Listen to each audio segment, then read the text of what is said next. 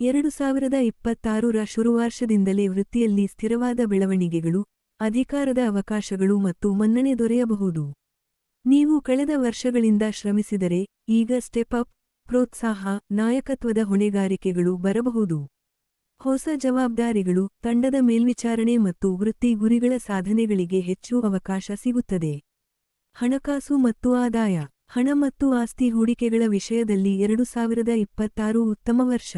ಶನಿ ಗುರುವಿನ ಒಂದು ರೇಖೆಯ ಪ್ರಭಾವದಿಂದ ಹಣದ ಹರಿವಿಗೆ ಸುಧಾರಣೆ, ನಿರಾಕರಿತ ಆದಾಯಗಳು, ಹೂಡಿಕೆಗಳಲ್ಲಿ ಜಯ ಇರಬಹುದು.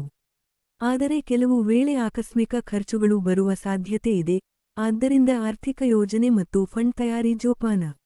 ಪ್ರೇಮ, ವೈವಾಹಿಕ ಜೀವನ ಮತ್ತು ಕುಟುಂಬ. ಪ್ರೇಮ ಸಂಬಂಧಗಳಲ್ಲಿ ಸಮತೋಲನ ಕಾಪಾಡುವುದು ಮುಖ್ಯ. ಆರಂಭಿಕ 6 ತಿಂಗಳುಗಳು ಹೆಚ್ಚು ಜಾಗರೂಕತೆಯ ಅಗತ್ಯವಿದೆ. ಯಾರ ಮಹತ್ವದೆಡೆ ಯೋಚಿಸಿದರೂ, ಸಂಬಂಧಗಳು ಬೆಳೆಯಲು ಮತ್ತು ಬಲವಾಗಿ ನಿಲ್ಲಲು ಸಮಯ ಬೇಕಾಗಬಹುದು.